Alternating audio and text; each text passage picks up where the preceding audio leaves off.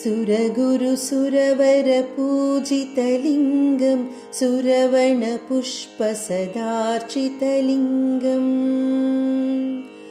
పరమపదం పరమాత్మకలింగం తత్ప్రణమామి సదా శివలింగం.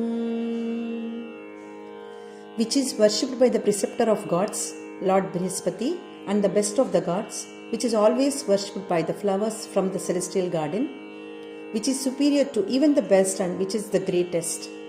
I salute that eternal Shivalingam.